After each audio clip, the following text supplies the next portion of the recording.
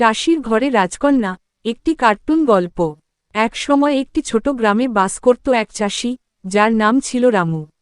রামু খুবই পরিশ্রমী এবং সদালাপী ছিল।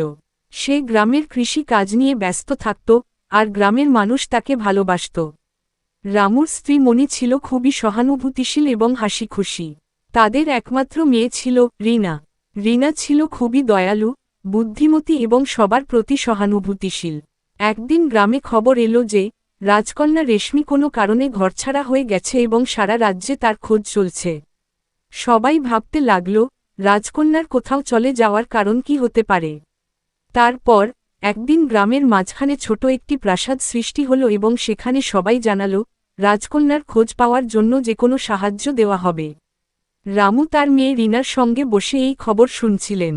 রিনা বলল, বাবা, রাজকন্যা কোথাও চলে গেছে, এটা শুনে আমার খুব খারাপ লাগছে। আমি তাকে সাহায্য করতে চাই। রামু মুচকি হাসলেন এবং বললেন, রিনা, রাজকন্যাকে সাহায্য করতে গেলে অনেক বড় কাজ করতে হবে। তবে আমরা যেটুকু পারি সেটুকু সাহায্য করব। একদিন রিনা বনের মধ্যে ঘুরতে গিয়ে হঠাৎ একটি যুবতী মেয়ে দেখল, যাকে খুবই হতাশ এবং দুঃখিত মনে হচ্ছিল। সে কাছে গিয়ে বলল, তুমি কি ঠিক আছো?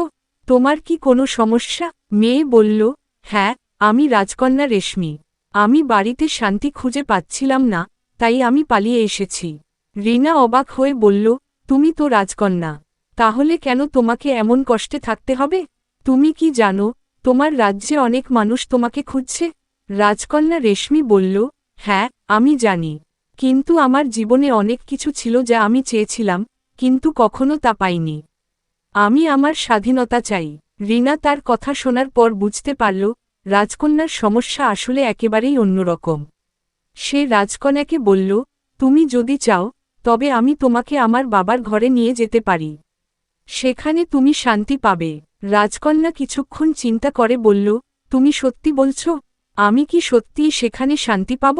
রিনা হাসি দিয়ে বলল, হ্যাঁ, আমার বাবা মা খুব ভালো মানুষ। তারা তোমাকে সাহায্য করবে। রিনা রাজকন্যাকে নিয়ে তার বাড়িতে পৌঁছাল। রামু এবং মণি রাজকন্যাকে স্বাগত জানালেন এবং তাকে শান্তির পরিবেশে থাকার সুযোগ দিলেন। রাজকন্যা বুঝতে পারল, অর্থ বা রাজত্বের চেয়ে শান্তি এবং ভালোবাসাই অনেক বড়। সে রিনার পরিবারের সঙ্গে থাকতে শুরু করল এবং তাদের পরিশ্রমী জীবন শিখে খুব খুশি হল। রাজকন্যা রেশমি একদিন রিনা ও তার পরিবারকে ধন্যবাদ জানিয়ে বলল, আমি অনেক কিছু শিখেছি। এখানে আমি যা কিছু পেয়েছি, তা রাজ্যেই সম্ভব ছিল না। এখন আমি জানি, সুখের আসল অর্থ কী। রিনা বলল, রাজত্বে সব কিছুই পাওয়া যায়, তবে সত্যিকার সুখ পাওয়া যায় ভালোবাসা, শান্তি এবং পরিশ্রমে। শেষে রাজকন্যা রাজ্যে ফিরে গিয়ে তার রাজত্বকে সুন্দরভাবে শাসন করল এবং রিনার পরিবারের প্রতি চিরকাল কৃতজ্ঞ রইল। শেষ।